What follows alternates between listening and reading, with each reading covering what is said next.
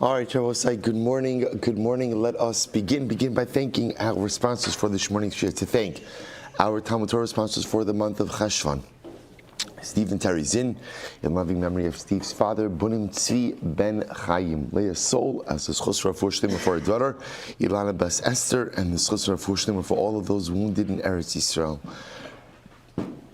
Yonasan and Rachel Wolf for a complete and lasting refuah shalema for Fall Yitzchak Baruch Ben Esther, Jerry and Sarah Wolaski and the schus refuah shalema for Zechariah Dov Ben Perel Shira, Azriel and Iris Miller and the schus of the holy soldiers of the IDF, and the merit of our brothers and sisters in Eretz Yisrael. Our week of learning sponsors, Robert Emas in honor of the yahrzeit of his mother Rus Bas Sarah, and an appreciation for the entire Daf Yomi shir, and an anonymous sponsor in honor of Yoni Frager's birthday.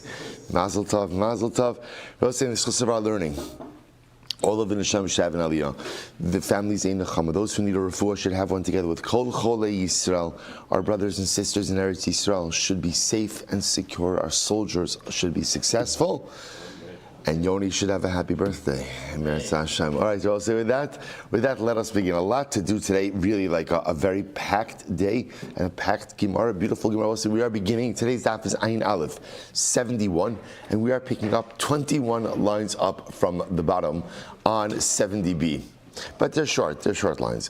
No, they're not. But okay, Machar is Rabbi Yehuda Pumdis. So remember again, we left off at the end of the story of Rabbi Yehuda Bar Yecheskel, who had gone ahead and dealt with a particular man who turned out to be an Eved. Then the people of Nardo were ready to go ahead and attack him. And pretty much what he said is, guys, here's the deal.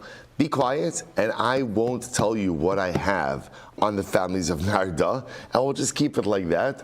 Or start up with me, and you'll find that you are genealogically disqualified. So the Gemara goes, the Gemara says, Machras Rabbi Yehuda bePumpadisa. Rabbi Yehuda made the following announcement in Pumpadisa. Ada v'Yonasan, of the families of Avda and Yonasan. So Rasha has the discussion, are these individuals or are these families? So Avda and Yonasan, they're Avadim. Yehuda bar Papa Mamzera. Yehuda bar Papa is a Mamzer. Bati bar Tovia Baramas Ruchal Shachal Gita de Cherusa. This guy Bati bar Tovia, because he was arrogant. Now, interesting enough, he was an Eved Kinani, but he was arrogant and therefore he refused to accept a get shechur. Okay, Machriz Rabbi Mechuza. So Rabbi made the following announcements in Mechuza: Beloi, Danoi, Taloi, Maloi, Zanoi, Kulam Lifsol. Zagai, sorry. All of these families are puzzle. And I will say, you're going to see why the Gemara is including this in just a little bit. All of these families are genealogically blemished. Amar Rabbi Yehuda, Govai Givoni. The Govai family, they're Givonim. Darnunisa, Darai, Nisinoi. So the Darnunisa family, they're actually Nisinim. Amar Rabbi Yosef, Hai Beikuvi de Pumpadisa, this city of Beikuvi and Pumpadisa, Kulam da Avdi. They're all Avadim. Amar Rabbi Yehuda Shmuel, Arba Meos Avadim. So this is Rabbi Yehuda said the name of Shmuel. 400 Avadim. Others say 4,000 Avadim were owned by this guy Pashchor ben Amar. V'kulam nitmu bekahuna.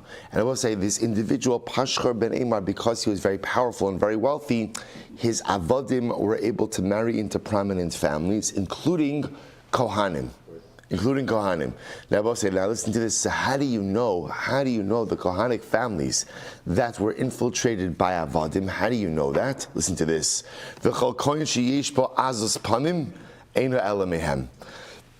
Any Kohen who is especially brazen and filled with chutzpah probably is a member of one of those families. Amar Abaye, v'kulan yasim b'shur de Narda, and all of them live in a row in Narda. Upligid Rabbi Lazar, and I will say this idea argues on Rabbi Lazar. Why? Rabbi Lazar, Imra Isa Kohen ba'azus mesach. If you see a Kohen who's very brazen and arrogant, al taharher acharov. Do not think that he is genealogically blemished. Ne'emar v'amich kimerive Kohen. I will say the pasuk over here. The pasuk in Hosea says, the Navi compares Klal Yisrael, your nation is like a quarrelsome Kohen. So we've seen this before.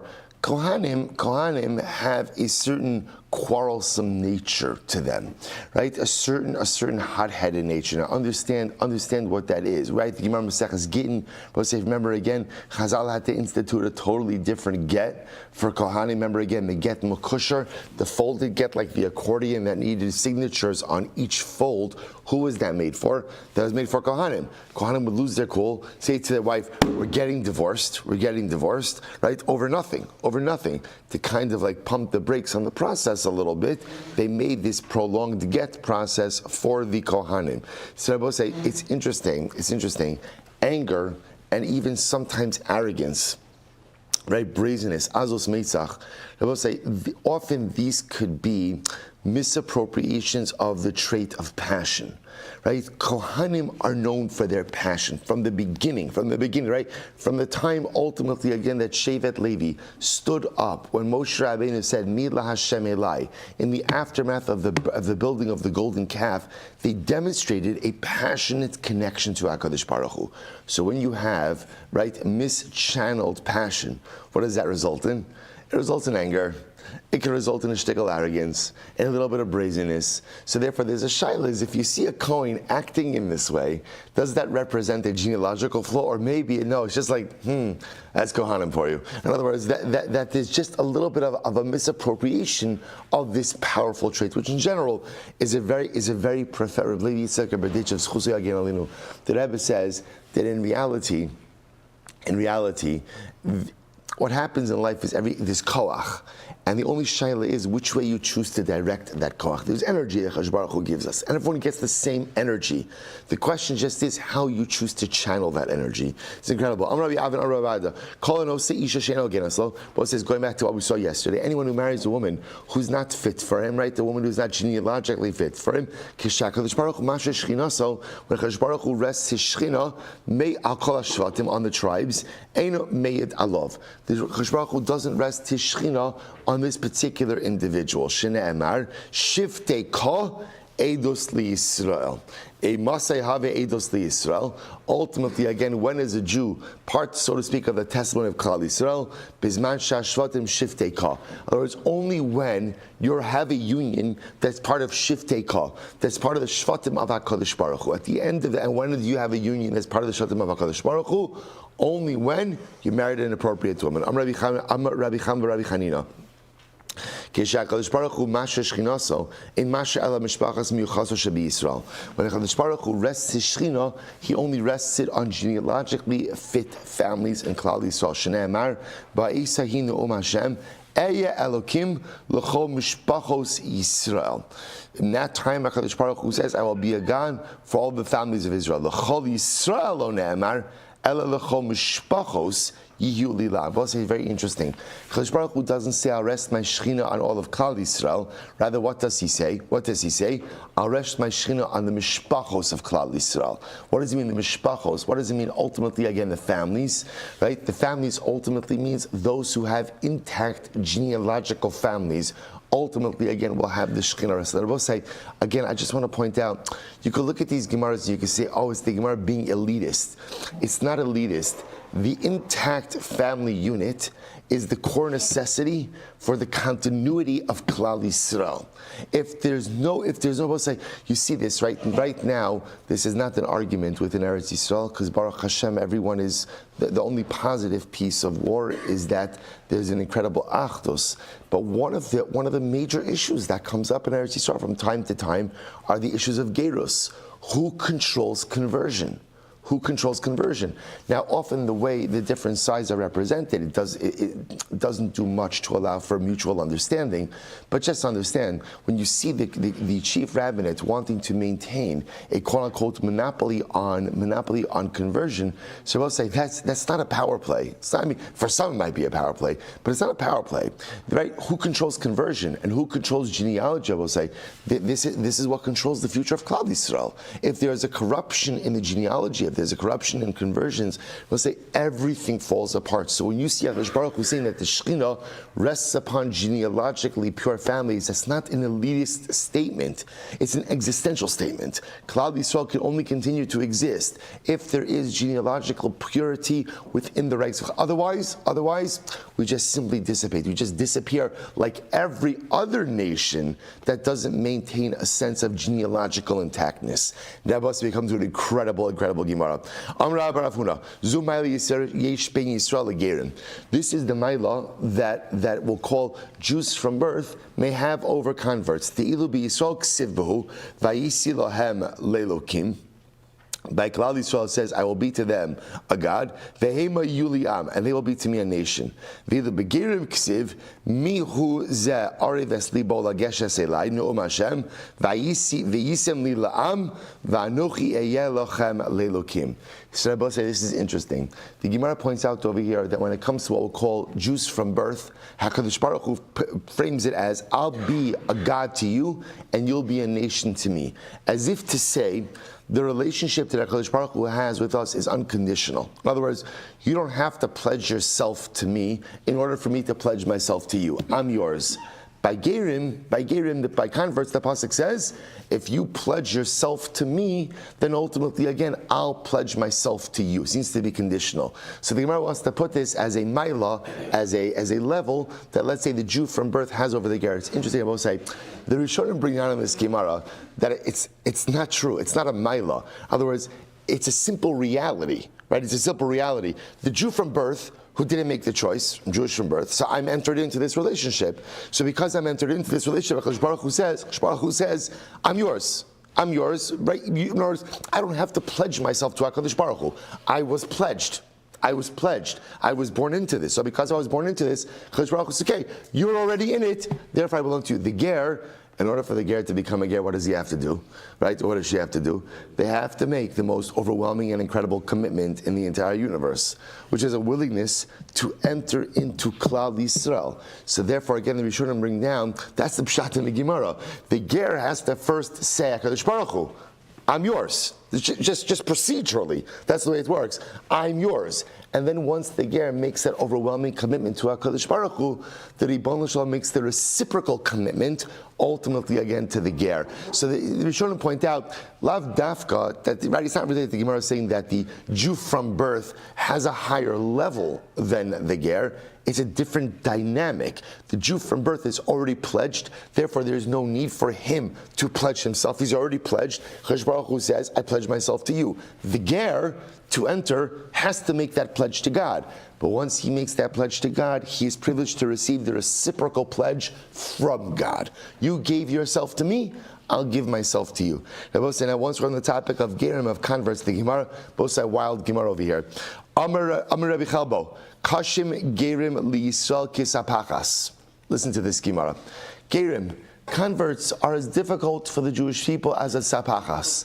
Now, both say, what's a sapachas? Sapachas is saras.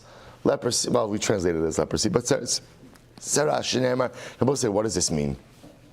Shenemar, v'nil v'hager aleim, v'nismechu al beis Yaakov. So both say, the pasuk says literally, the ger will accompany you. The nispechu a beis Yaakov literally means they will attach themselves or they will accompany beis Yaakov. So the Gemara says, ksiv hacha v'nispechu ksiv hasam laseis v'laseis v'lasapachas. So I will say, so the Torah uses, so the Psukim use the same notion of sapachas, v'nispechu and sapachas. Sapachas is saras. So I'll say, so what does that mean? Right? The gerim are difficult for Klal Yisrael kisapachas. So I will say, this is a dramatic machlokes Rashi and Tosfos. So Rashi says over here, Kashim gerim she'inim zihirim b'mitzvos. Sometimes the ger is not careful with mitzvos. V'aregilim etzlam nimshachim etzlam v'lom d'masem. He will say, unfortunately, one of the most difficult things when it comes to gerus is ultimately doing it the correct way. And therefore, again, the unfortunate reality is many people do convert, and again, they either convert without purity of intent, or not for the right reasons, or within a mechanism that doesn't know how to really bring them within the fold of Judaism, and as such, their Judaic commitment is often fundamentally lacking. And because it's lacking, they're Jewish in name, but often not in practice. So according to Rashi, that's the dynamic that the Gemara is highlighting over here. So that's what it means, Kashim Gerun li Yisrael. Sometimes the ger comes in, doesn't know what to do, doesn't know how to do it, and unfortunately can become a liability for Klal Yisrael. Tosas says something amazing. Tosas gives 4 different answers, which we're not going to get into now. I just want to share with you 2 of them. One of them, Tosas says, "The Kashem Gerim li Yisrael kisapachas." I'm going to quote you from Tosas. "Lefi shehizya Hakadosh Baruch Hu aleim b'chav dalid makomos shelo lahonos osam v'efshar shelo yitzarem." Rabbi, listen to this. Tosas says, "Do you know why Gerim are difficult for Klal Yisrael? Because there is a heightened sensitivity that every Jew has to have towards the convert." And Tosas says, we almost never live up to that expectation of the way we are supposed to treat the ger. It's hard enough to go ahead and live up to v'ahavta l'recha kamocha. For the ger, in addition to v'ahavta l'recha kamocha, there's also an additional mitzvah of v'ahavta mesager. 24 places in the Torah. Tosas says, the Torah highlights the need to treat the ger with additional level of sensitivity. Tosas says the unfortunate reality is, we don't. So that's what it means. Kashem Gerim li Yisrael, Tosas says, means that, so to speak, it's a liability because we have this heightened sensitivity, and it's so difficult to live up to that. The other possibility, Tosas says, this actually appears in Amud Aleph. Tosas says, "Varabba Ram Ger." Listen to this. Tosas quotes Rabbi Avram Ger. All right. Shpiresh lefi shagerim bikiyim b'mitzvos umedaktikin bahem kashim heim liyisrael kisapachas demitoch kein hakadosh baruch hu maska v'anosim shel Yisrael. Rabbi Avram Ger says, no, I'll tell you the pshat. You know what it means that kashim heim liyisrael kisapachas? It means gerim are so much better than those of us who are born into this, that they become, so to speak, a liability or an indictment for the rest of Klal Yisrael. And by the way, Maisim B'chol Yom, we see this. Sometimes you see again the passion that the ger brings to his Yiddishkeit, the commitment that he brings to his Yiddishkeit, the slavos. And it's like, I don't know, I'm tired. You know, like they're doing this and it's all exact. And again, it's an indictment for Klal Yisrael. So I just want to point out, Tosas brings a number of other reasons as well, but again, just to highlight therefore 3 reasons. According to Rashi understands, no, it's actually talking about the compromised state of the ger, that often the ger is not medaktek in mitzvahs. He's not careful with mitzvahs. As a result, other people learn from his behaviors, and he brings down others. I will tell you, as having seen this in situations where people are not brought through the conversion process in the right way. They're either not ready for it, they go through a basin or a mechanism that doesn't really know what they're doing, and the conversion absolutely becomes a liability for them, and for all those around them. There's no kasha. Rashi's always right. But right, you could see this. That's Rashi. Tosas, either possibility is kasha gerim li Yisrael. They're difficult for us because we, the community of born Jews, so to speak, have a heightened sense of sensitivity and responsibility to the ger. We don't live up to that, and as such, it becomes a liability for us. Or third possibility, Rabbi Avram Ager, who says that at the end of the day, no, gerim are excellent, and often they're so good in their Yiddishkeit that it becomes an indictment for the rest of us. Incredible. Let's go weiter. Says the Gemara. Says Aram Bicham Bar Chanina. K'Shakadosh Baruch Hu, both side top of Ayin Aleph. K'Shakadosh Baruch Hu mitaher shvatim shivto shalevi mitaher tchila. This is beautiful.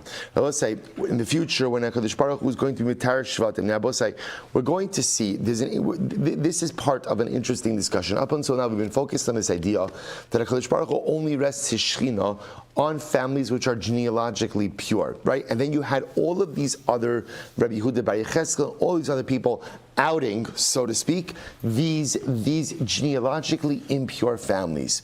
So I will say we're going to see that one of the things that Eliyahu Navi potentially is going to do when he comes, when Mashiach comes, is straighten out genealogical lines. Now specifically, the shevet that needs to really be straightened out is Levi. Right? Because remember, Shevet Levi is Leviim and Kohanim. And that's two things. That's identify people who think they are Leviim and Kohanim, but are not. But also there's a whole other swath of the Jewish population, which is who don't know they are Leviim and Kohanim, but are. So the Gemara says the first tribe that is going to be genealogically straightened out in times of Mashiach is Shevet Levi. So the Gemara says, "Mitar shato shel Levi, mitar tchila." Shnei amar, v'yashav mitzrayim mitar kesef, v'tir es b'nei Levi, v'zikek osam kizav v'kesef, v'hayu la'Hashem magishe mincha b'tzdaka. Okay, I'm Rabbi Shmuel Levi. Kesef mitar mamzerim. That's an interesting statement over here. Rabbi Levi says, money has the ability to purify mamzerim. Now, how does that work? See, some things don't change. Money can fix a lot of problems, right? Apparently, including mamzerus. Now, take a look at Rashi. Kesef mitar mamzerim. Hamitu ambi yisra machmas mamonam v'hu gorem lahem sheitaru shela asid lavo.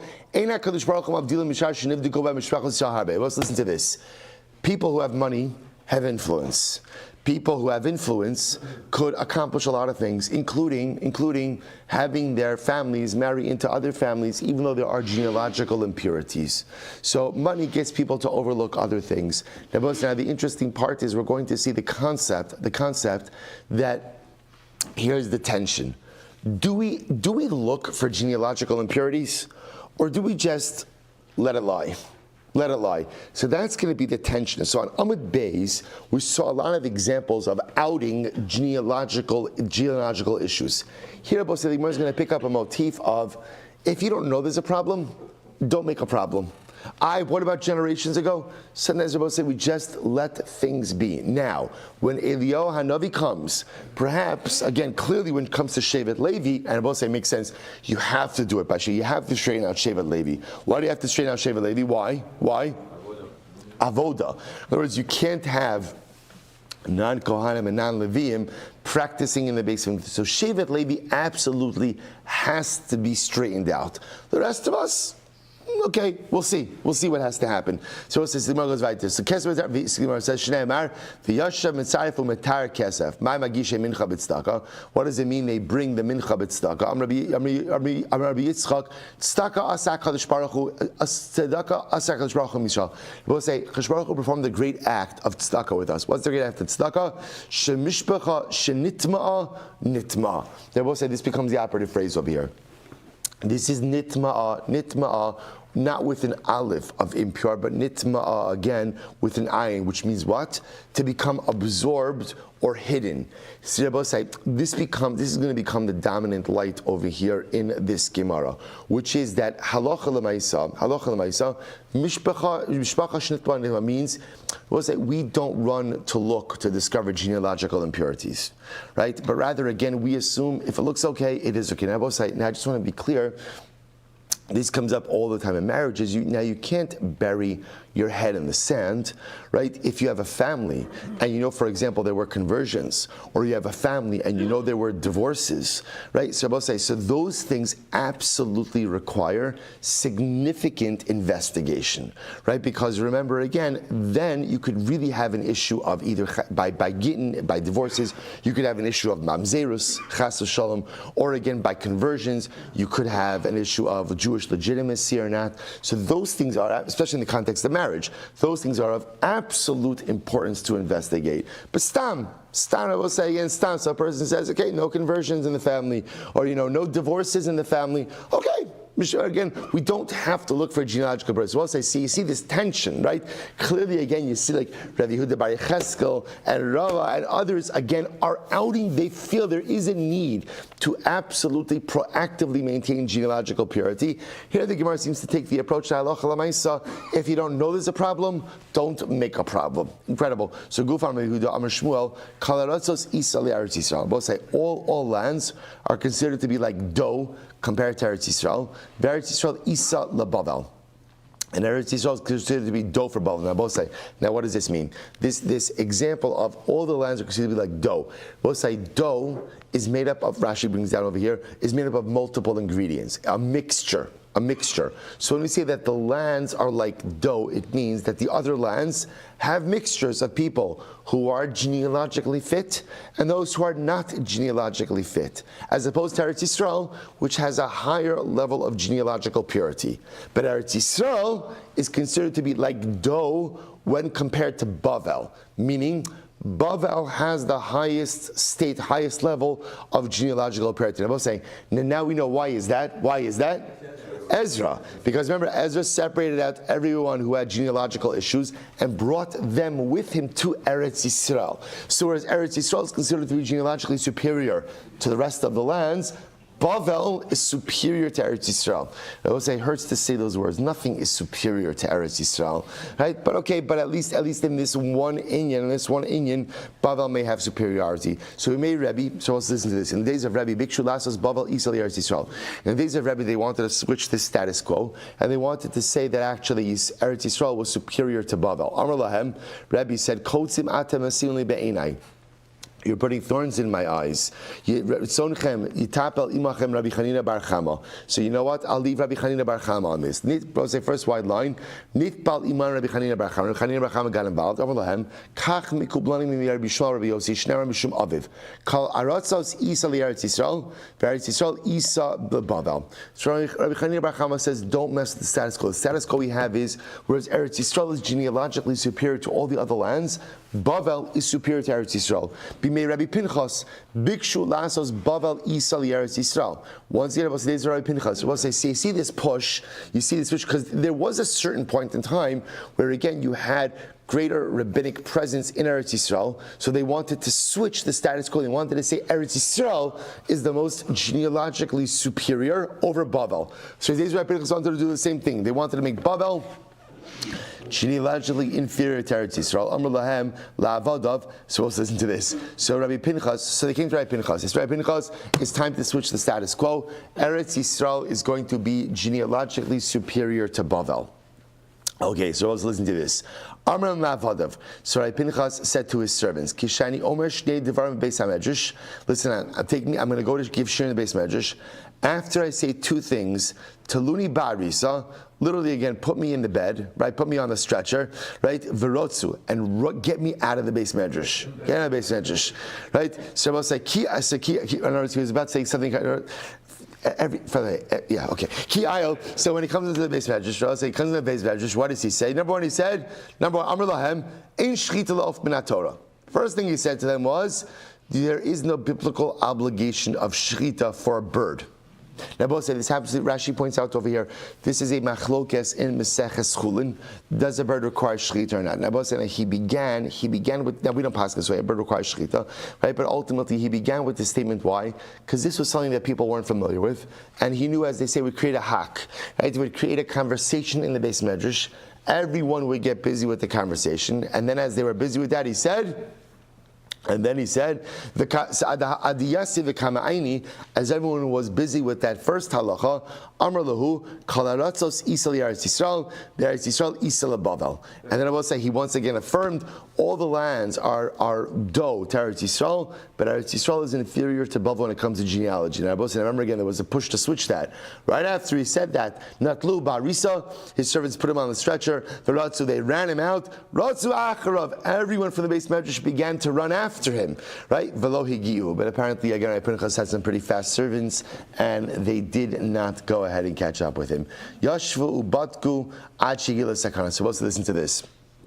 So the students in the beis medrash decided that if Rabbi Pinchas is not going to do it, we're going to do this, and they decided to do an exhaustive genealogical search, or genealogical. Investigation, right, into the families of Eretz Yisrael, and they began to do that, right, ad she'egiu l'sakana, until they discovered some pretty damaging genealogical information about some pretty powerful families. Upirshu, they say, you know what? Let's go back and talk about the bird. Right? Let's go back and talk about shechita by the bird. In other words, so the point over here is, and I will say, this is it's so fascinating because you begin to see this motif over and over, which is, the reality is, if you do enough investigation about anyone, chances are you'll probably find something. I would say it's such a musar. The same way genealogically, if you investigate enough, maybe you'll find a lot of things about a lot of people. You know, it's a good musar. You look into anyone enough, right? You examine anyone enough. So delve into anyone's life enough, you're going to find something that's not great. That's just the nature of people in any event. But in Eretz Yisrael, they just decided to leave the status quo alone. So Gemara says, Tana, Od acheres haisa, v'lo ratzu chacham legalosa. Did I skip here? Oh, sorry. Sorry. I'm Rabbi Yochanan. So Gemara says, Heichla b'yadenu. Heichla b'yadenu. So we'll say, so this is lashon of a shvua. I swear by the Beis Hamikdash, right? Heichla b'yadenu. Aval ma'asa shari gidolei hador nitmu uba. So I will say, ultimately, I swear by the Beis Hamikdash that it is in our hands to go ahead and to reveal the genealogical impurities of the families in Eretz Yisrael, but ultimately, again, let's leave it alone, right? Shari Gedolei Hadar Nitmu Uba. Again, better to just leave it alone. Right? So I'll say, even Gedolei Hadar, ultimately, again, some of them have families with genealogical impurities, and therefore better to just leave it alone. So we keep seeing the same phrase over and over. This becomes the guiding light. And I will say, this is the tension. This constant mishpacha shnitma nitma. Sometimes, let it lie. Let it lie. You don't know that there's a problem. Do not make a problem. Amar Abaye, af anan nami tanina. We also learn this. Mishpachas beis hatzrifa haisa be'eva hayarden. There was this mishpachas beis hatzrifa. That was their name. Who lived on the other side of the Jordan. Verichaka ben Sion bizroa. And Ben Sion was Ben Sion. Ben Sion was, Rashi says, an Adam Chashuv, a very important guy and a very powerful guy. So this guy, Ben Sion, would not marry into the Beis Srifa family. He distanced them. Obviously, by doing that, what he seemed to indicate was what? That they had some type of genealogical issue.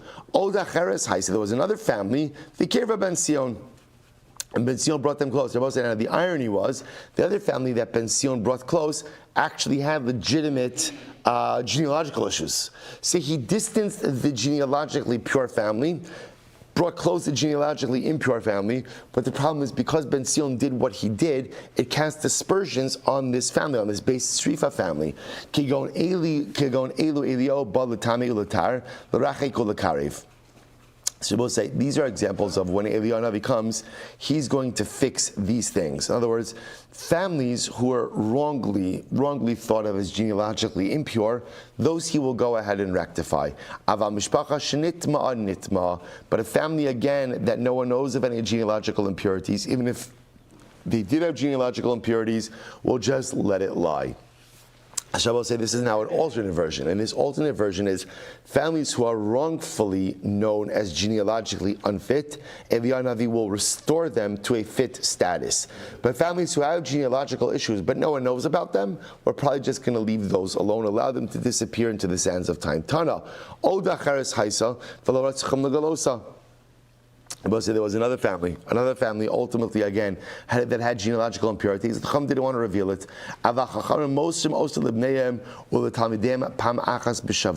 So say this is interesting. When the Chacham did have issues of genealogy, although they would not reveal it, because they're operating with this concept of mishpacha shnitma nitma, the Chachamim would reveal this to the students. It was important for someone to have some accurate genealogical record. So they would hand it over once every 7 years. Others say twice every 7 years. Right? It seems to be the opinion aligns with the one who said once every 7 years. Hareini Nazir. So let's listen to this. What happens if a person says, Reuven says, I hereby declare I will become a Nazir if I don't reveal the genealogical impurities in a certain family? What's the halacha? Yeah, Nazir. Better to become a Nazir, velo yigala mishpachos. Incredible, I will say. So this becomes again part of the idea of mishpacha shnitma nitma. We don't look for genealogical issues, but once again a family kind of becomes cloaked and no one knows about it, we leave it alone. Amar Rabbi Yochanan, Shem ben Arba Osios. Rabbi say the name of Hashem, which is comprised of 4 letters, that's Yud, Hey, and then Vav and Hey. Ultimately,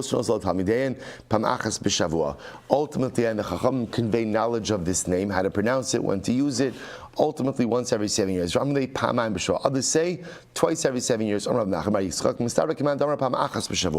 makes sense to say that really it's once every 7 years. So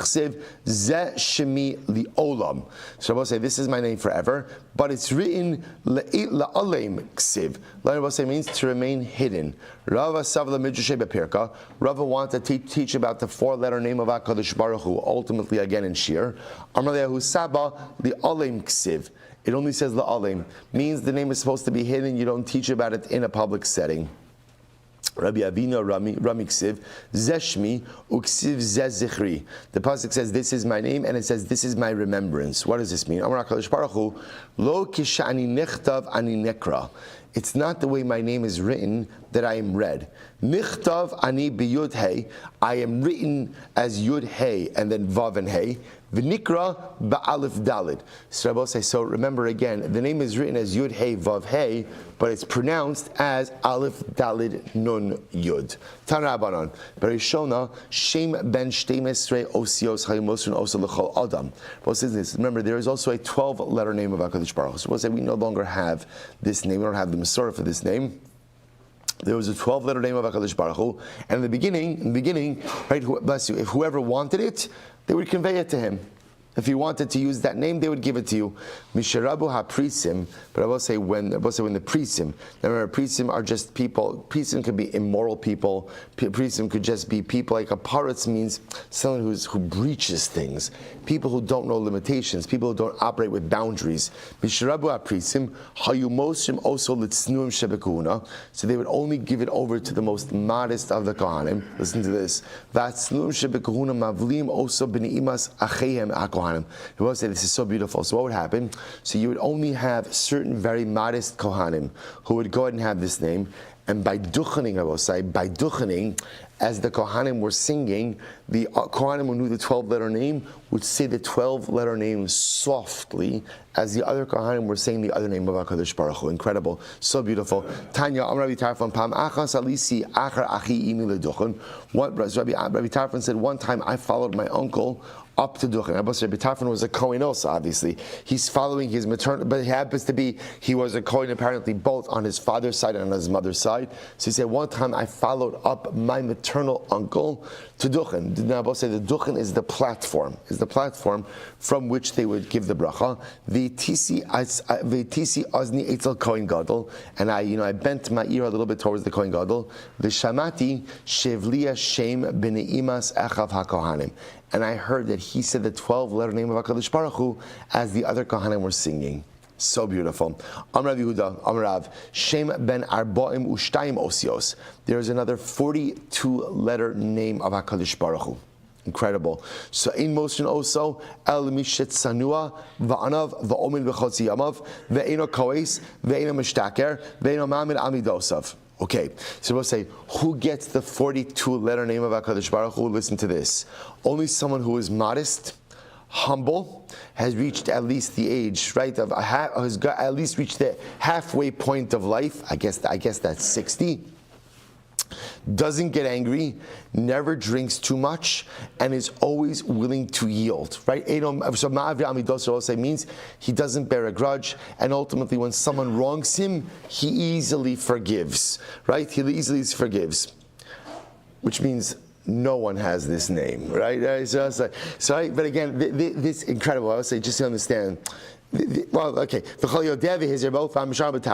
say whoever ultimately again knows this name and is careful with it and keeps it in a state of purity, Ahov Lamala is beloved above, V'nechmad Lamata, and ultimately is beloved below, right? People respect him. And he inherits 2 worlds, this world and the world to come. So I just want to point out something dramatically amazing. If you look at this Gemara, it's telling you the qualities necessary to achieve the highest level of connection to HaKadosh Baruch Hu. remember, the Gemara is phrased as, if you possess these qualities, we give you the 42-letter name of HaKadosh Baruch Hu, which is another way of saying, if you possess these qualities, you will be zocheh to have incredible closeness to HaKadosh Baruch Hu. So Rabbi say, what are the qualities? Sanua, modesty, anav, humility. You have a certain level of life experience. You don't get angry. You don't drink too much. And I will say you are a person who is mevater. You are a yielding, forgiving person. I will say, isn't this incredible? These are the qualities necessary to reach the highest levels in relationship with HaKadosh Baruch Hu. And I will say, you know what's overwhelmingly amazing about this? It doesn't talk about how much Torah you learn, and it doesn't talk about how much tzedakah you give. I will say these are personalistic qualities. Personalistic qualities, again, a sense of modesty. I will say modesty is not just in how you dress. Modesty is how a person conducts themselves. A sense of humility, life experience. I don't get angry. I don't drink too much. And I will say the last one, which is probably the hardest one, I'm a vater.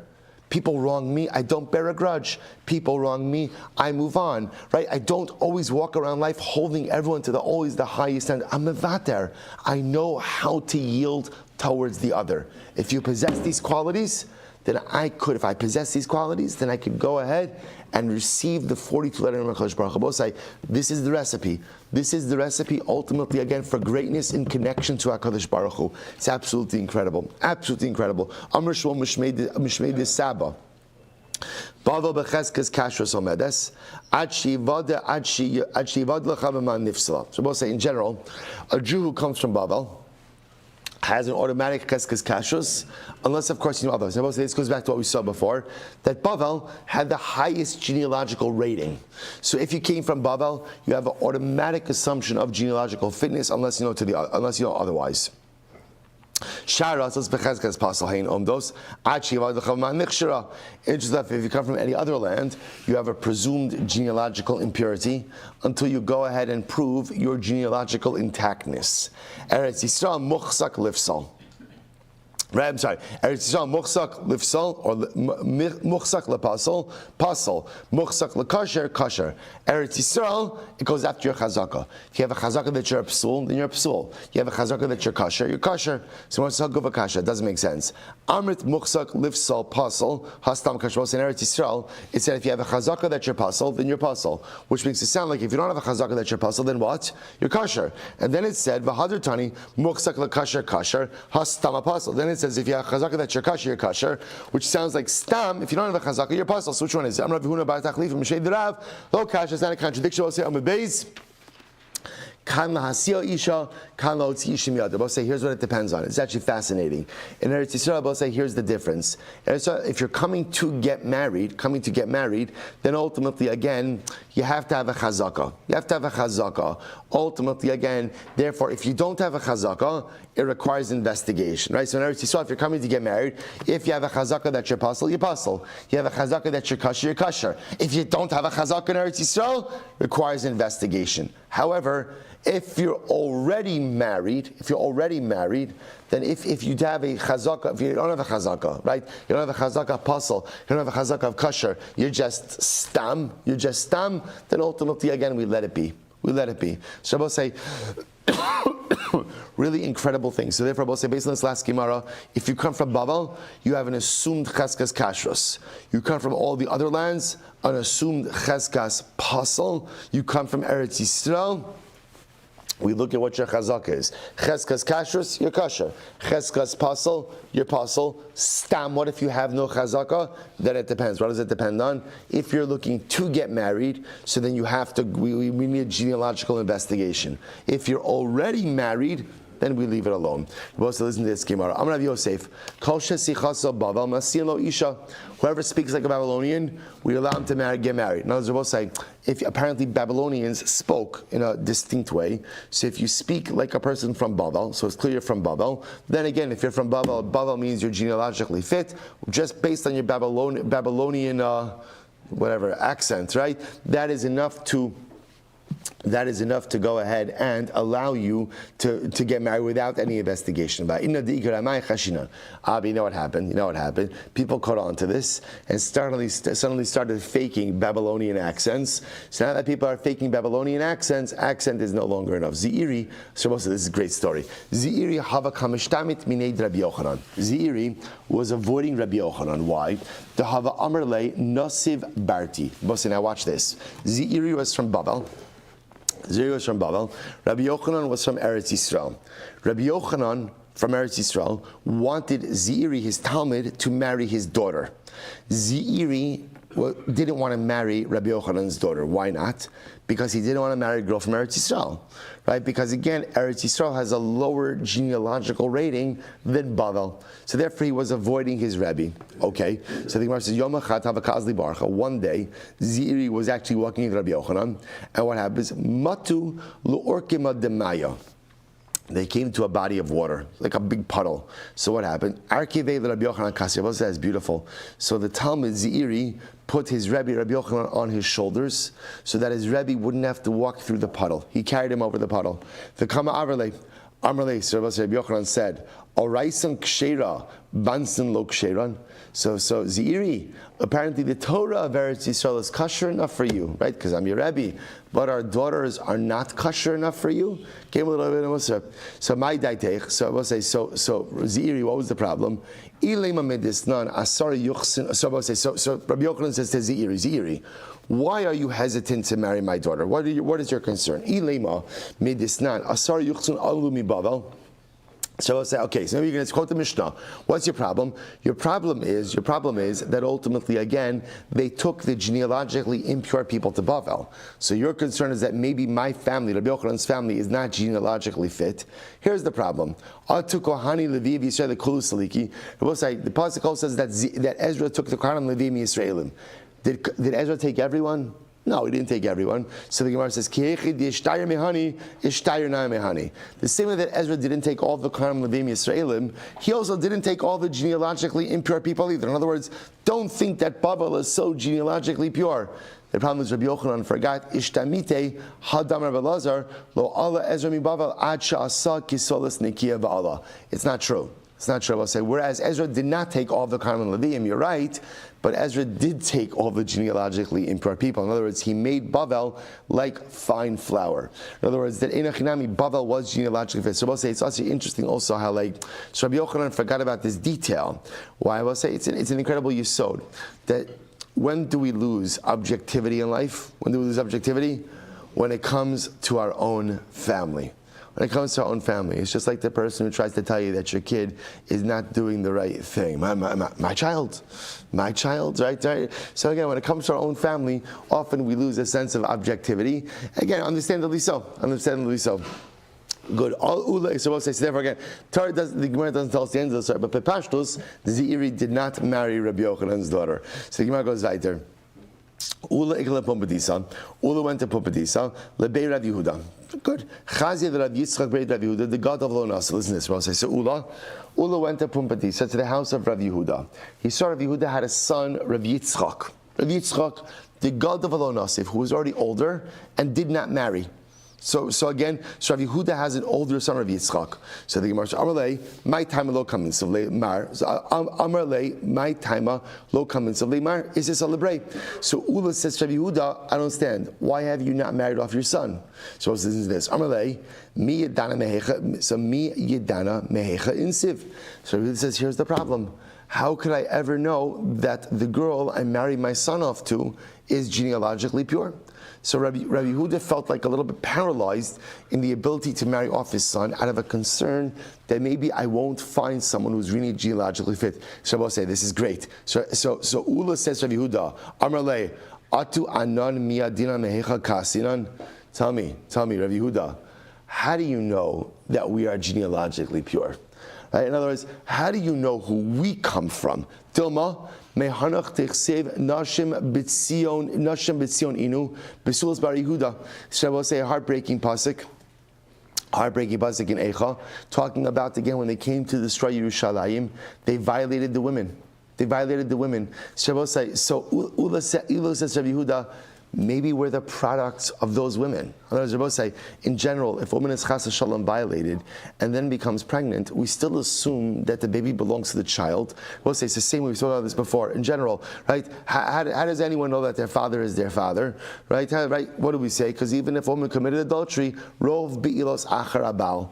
Right? The majority of relations she has with her husband. Right? That's the chazaka we have. So Ula says Rabbi Yehuda, how do you know that the Alter Babas weren't those women, Rahman al-Islam, who were violated when Eretz Yisrael was destroyed? Maybe that's who we descend from. Maybe you'll say, okay, even if so, the offspring of a Jewish woman and a non-Jewish man is still kosher.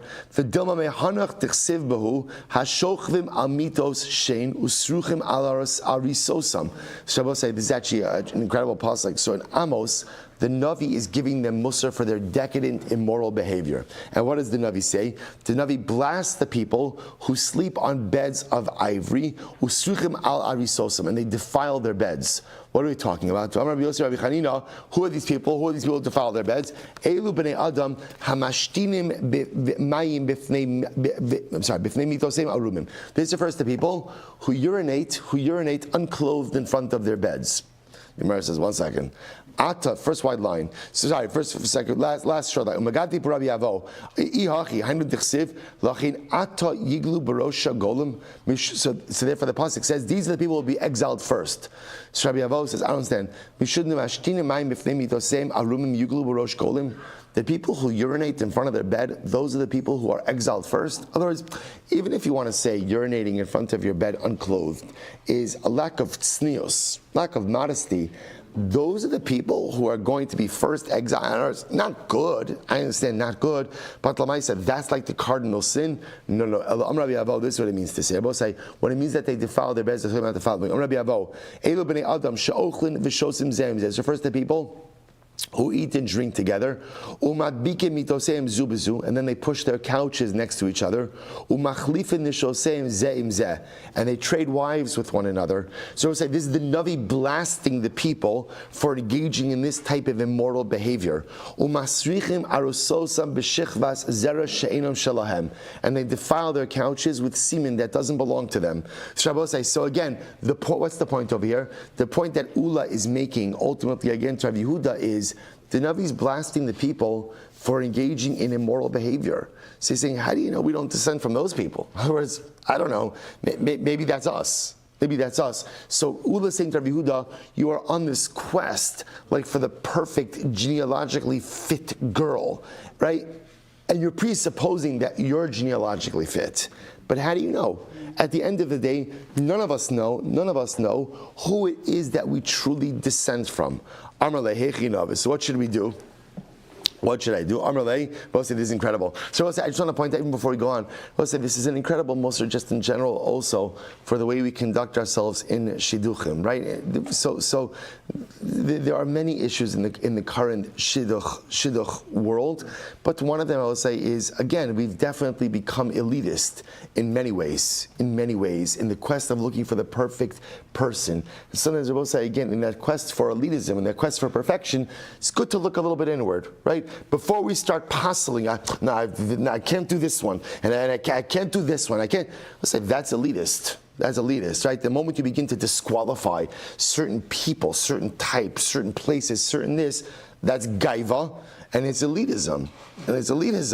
So before you become such a bal gaiva, such an elitist, look inward. Look inward, and be careful once you look inward, because again, do enough investigation, and it could be that we descend from some of these other people also. Nothing's more humbling than to know that you're not as perfect as you think you are. So once you know you're not as perfect as you think you are, never chas v'shalom project that sense of elitism. Never chas v'shalom be a bal gaiva when it comes to dealing with others as well. Incredible yisod in life in general, certainly in shidduchim. Amar lehechi navid. So Yehuda says, so what should I do? Amarlei, the Bible says incredible. Zil basar shtikusa. The Bible says look for silence. What does this mean? Ki hai debatki b'nei marava. So let's listen to this. In Eretz Yisrael, ki mansu beitrei bahadadi. When two people fight with each other, the Bible says chazu hey minayu dekadim v'shasik. See, the Bible says when two people fight, see which one is willing to stop fighting first. Which one is quiet first? Amri. Hi miyuchas tfei. And no, that one has greater yichus. Rabbi say, wow, listen to this. Do you want to see how one person, do you want to see yichus? Rabbi say, you know how you can see yichus? Bashtikusa.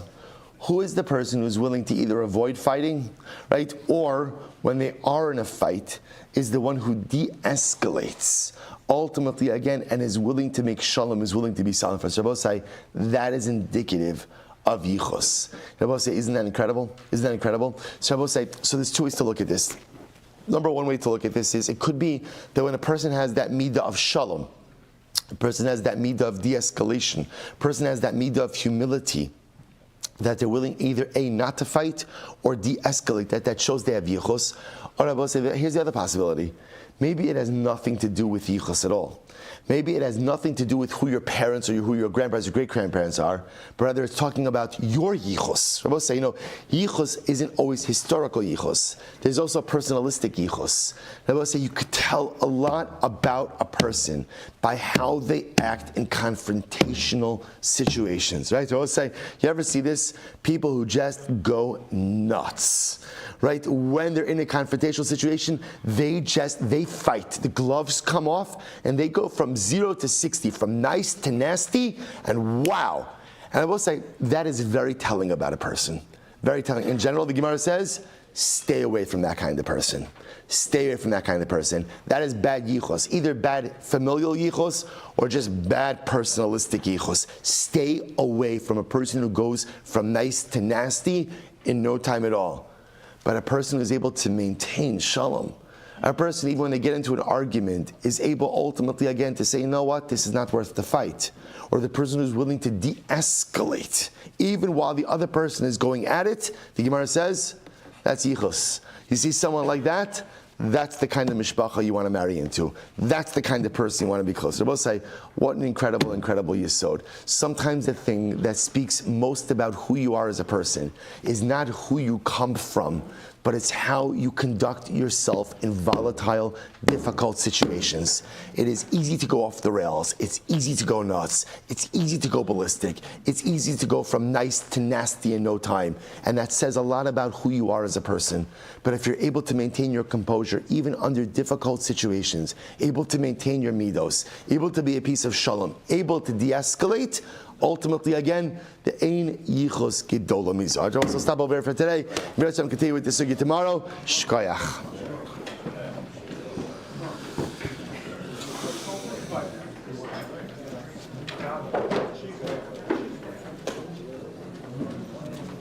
Have a great day. All right, Chavran Zoom, have a great day, everyone. Wonderful to see everyone.